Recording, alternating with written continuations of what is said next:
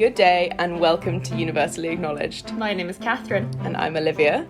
And you must allow us to tell you how ardently... You must allow us to tell us how ardently we admire and love Jane Austen. I got there. We don't have to tell ourselves, but...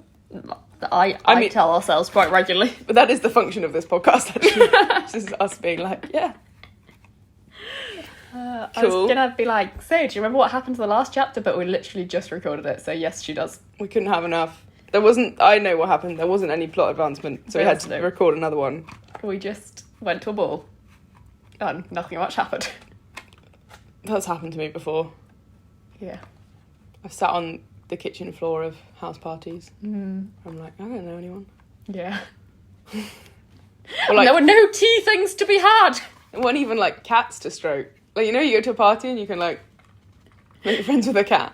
Yeah. That's what I do. Yeah. Actually, I do that here, and I'm feeling a bit weird. I'm like, Marmalade! It's your own house! Matilda! There's too much going on. Let me be friends with you. Cats can't reject you. They reject me quite regularly. But that's because I reject them Yeah. quite regularly. It's a mutual rejection. Anywho, chapter 3. Chapter I. Oh. Every morning now brought its regular duties. Shops were to be visited, some new part of the town to be looked at, and the pump room to be attended, where they paraded up and down for an hour, looking at everybody and speaking to nobody. The wish of a numerous acquaintance in Bath was still uppermost with Mrs. Allen, and she repeated it after every fresh proof, which every morning brought, of her knowing nobody at all. They made their appearance in the lower rooms, and here fortune was more favourable to our heroine. The master of ceremonies introduced her to a very gentlemanlike young man as a partner. His name was Tilney.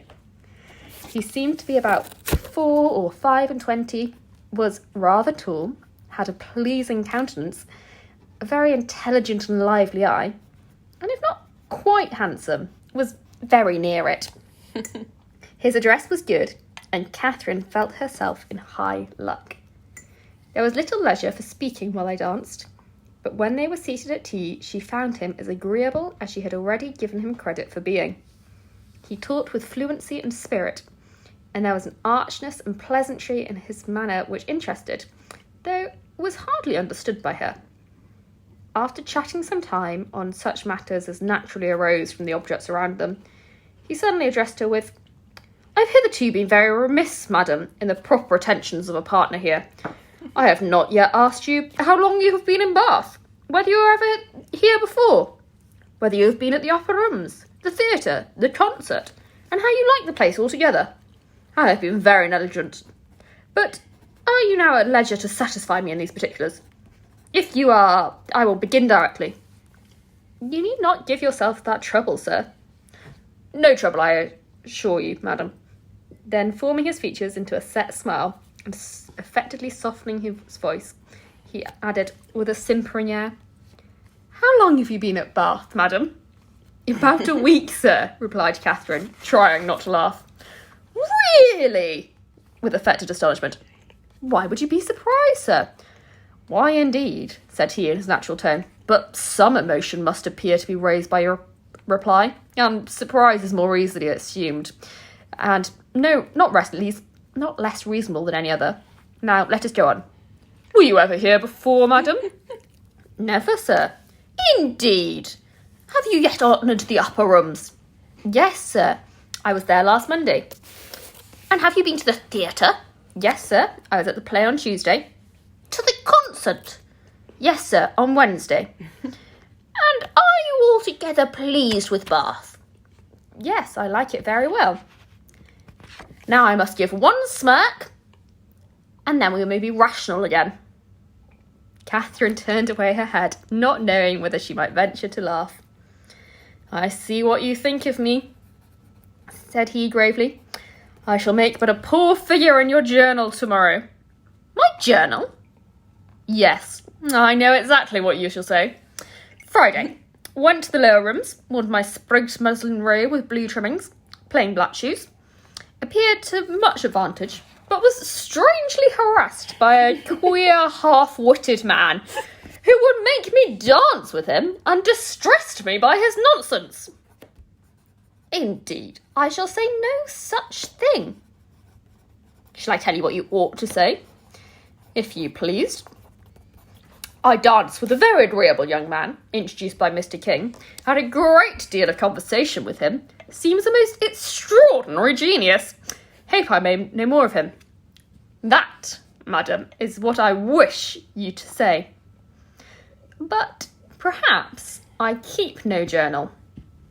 Perhaps you are not sitting in this room, and I am not sitting by you.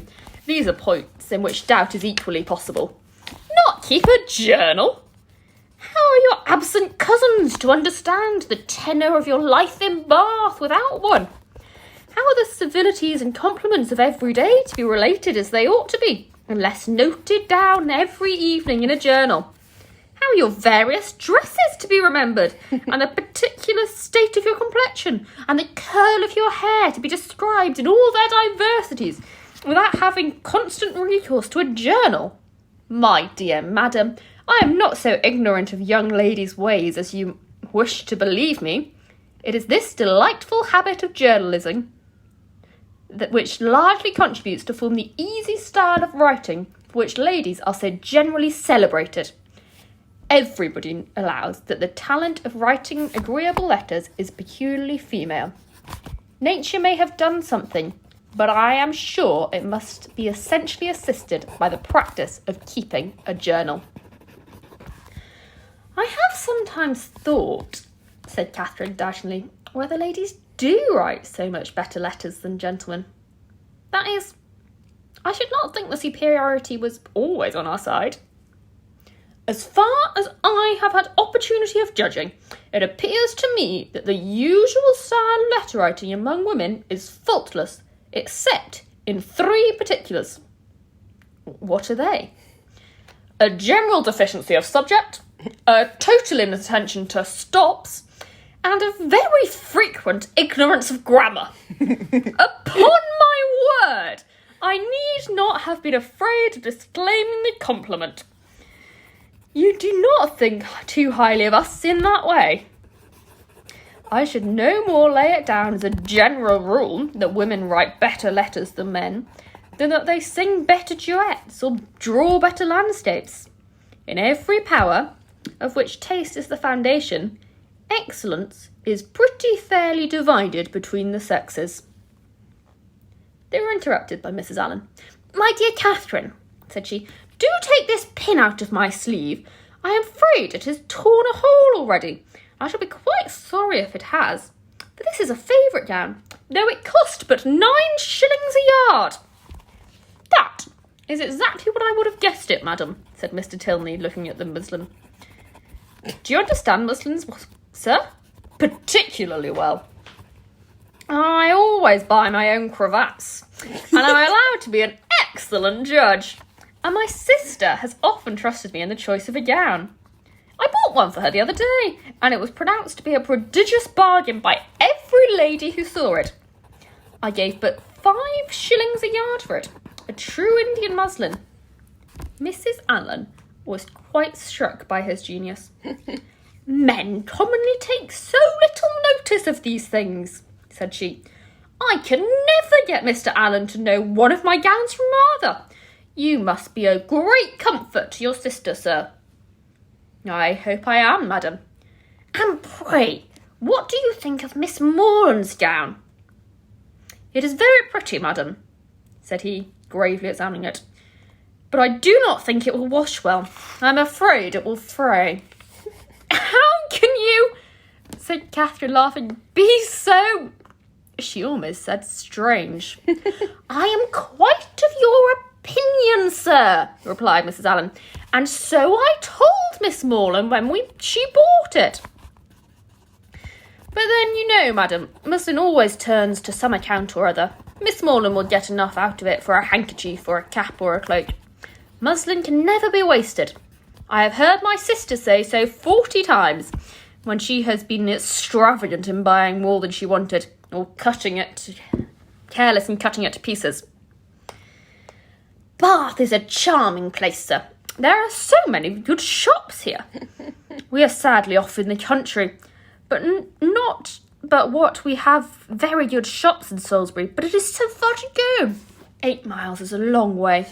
Mr. Allen says it is 9, measured 9, but I am sure it can't be more than 8. And it's such a fag, I come back tired to death. Now here one can step out of doors and get a thing in 5 minutes. Mr. Tilney was polite enough to seem interested in what she said, and she kept on the subject of muslins till the dancing recommenced. Catherine feared, as she listened to their discourse, that he indulged himself a little too much with the foibles of others. "What are you thinking of so earnestly?" said he as they walked back to the ballroom.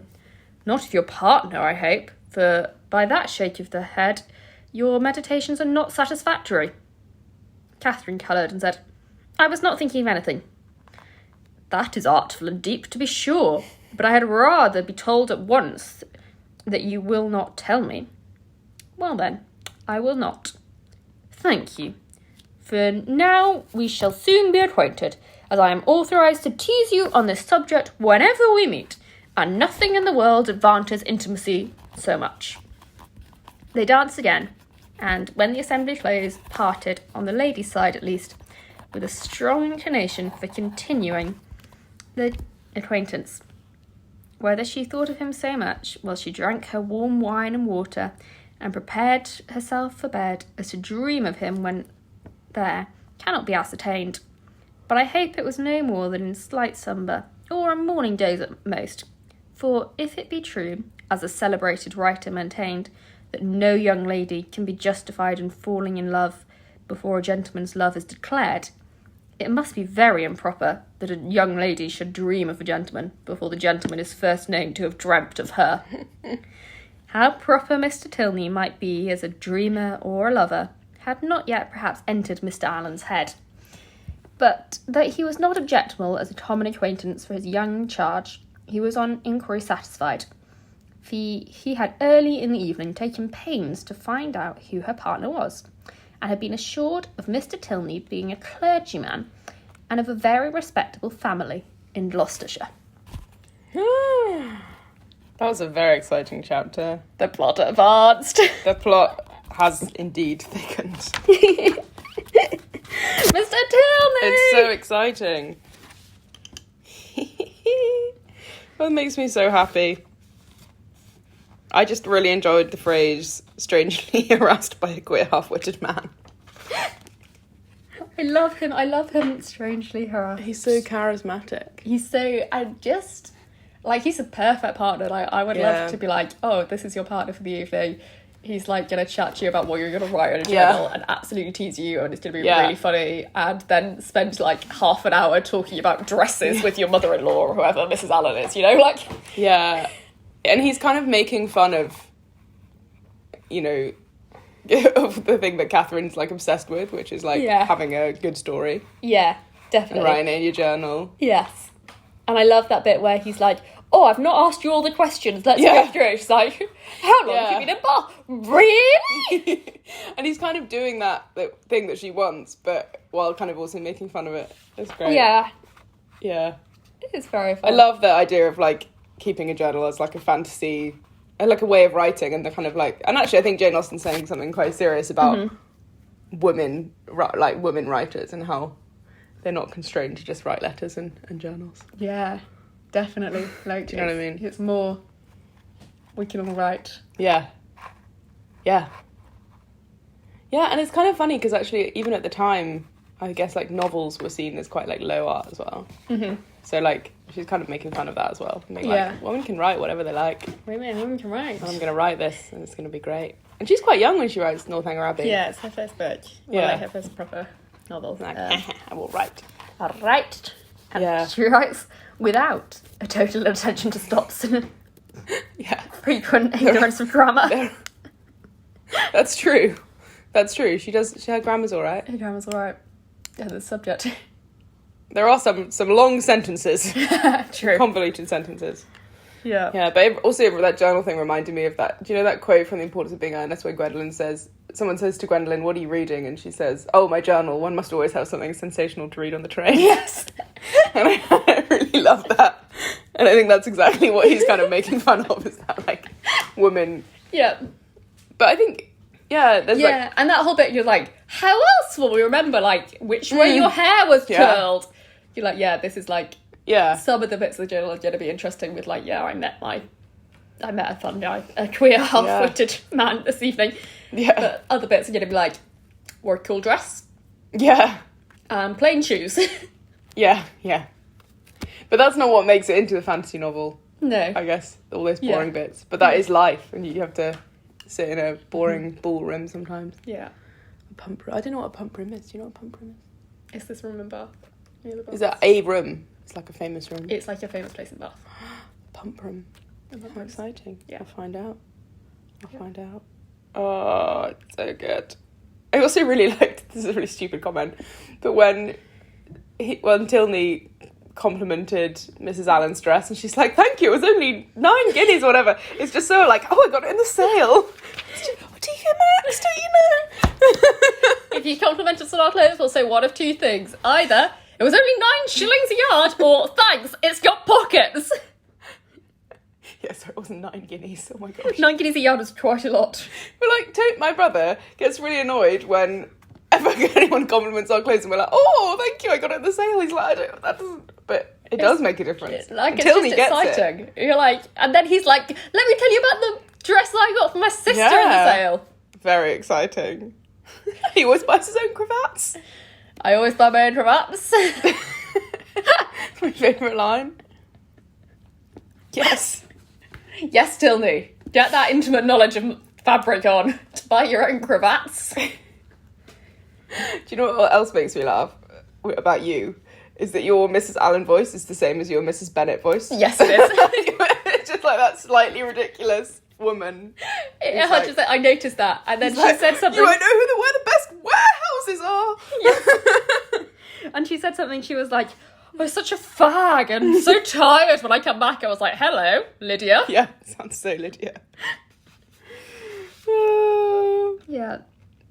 Yeah. And I love how, like, we find out nothing about Mr. Tildy until, like, the last sentence. We're like, he's a clergyman in Gloucester. Yeah, by the way. It's a respectable family. It's more important that he knows about muslin and that he makes fun of Catherine. Yeah, he's got, like, the characteristics of this hero rather than being a romantic lead, rather than, like, actually, you know, she had fallen in love with the highwayman. Yeah. If the highwayman tripped over their carriage in the way. Whoever the first bloke was. Be like, oh, yeah. Yeah. But, yeah. But I think it's quite quick to be authorised to tease you on the subject. Because I think in a relationship, you know, it takes a while before you get to the teasing stage, but he's already there. Yeah. He's a teaser, though. It's exciting. Also, he's a clergyman. How exciting. I'm glad you approve. No, I'm not saying I want to marry Mr. Tilney, but... Yeah. Yes, more to come. Maybe you will by the end of the novel. Oh, I feel like things are picking up for Catherine. Yeah, well, they've got a friend now, which is exciting.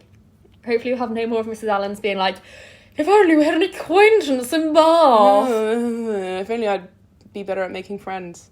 Relatable. No.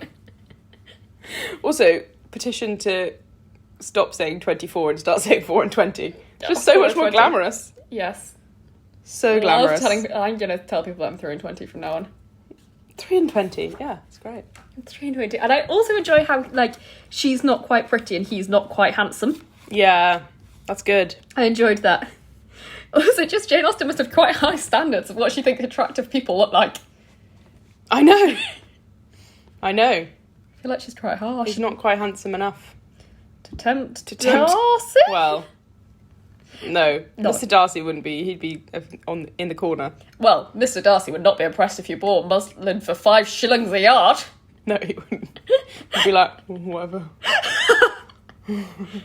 And he wouldn't have started teasing this early, that's for sure. He wouldn't have spoken. I mean, he wouldn't be there. But he certainly wouldn't have. He wouldn't have danced as much as you can't be introduced at a ball. He'd just be circling around in the back, staring. And then occasionally being cross with Bingley for having too much smiles. I was going to say having too much fun and smiling too much. And they merged. I like having too much smiles. I love it. Well, I can't wait to... I hope we meet Mr. Tilney again. He's my favourite character. He's great. He's really great. I mean, there wasn't much competition between him and Mr. Allen, who's just like, I'm off to play cards. Yeah, Mr. Allen, again, we don't see him with a whole ball. Yeah, he finds out about Tilney. He figures out who Tilney is early in the evening. And then... No, he's like, yeah. He didn't want to be part of the dress conversation. Yeah. That's kind of what men do sometimes. Yeah. It's kind of annoying. Like, oh, talking about girl things. Mr. Tilney's all for it, though. That's why he's the current romantic lead. It's annoying when men do that, though, because if I turned up at a ball in jeans, they'd be like, well, firstly, they'd be like, you haven't worn jeans since 2010. But secondly, they'd be like, oh, why are you not dressed up? I'm like, well, you claimed not to care. Yeah. Today on University of Knowledge, Liv gripes about men. I feel like that might be a common thread on our Jane Austen podcast. Yeah. Yeah. Hosted by two famously feminist members of the same family, who's pretty feminist. Yeah. Good. This is so fun. I'm so excited to keep going. I'm so Me excited too. for you to, know everything that happens. I know, I think that there's going to be some twists and turns coming. Yeah. I mean, I haven't met an Abbey yet. Yeah. Or a Northanger. Yeah. I don't know what's going to occur. Oh, what a time. What a I time. expect there'll be some drama. I don't think they're going to be getting engaged in the next chapter. Okay. Doesn't normally happen in the first act, but, sometimes it does. Not normally in Jane Austen's, though. No. And if it does, there's something that's going to go wrong. Yeah. If it does, they're not getting married by the end. When you watch a film and it's going too well, we're only halfway through. Someone's going to die. But then, the opposite worrying problem, you're like, I've got 15 minutes left and they've not resolved anything.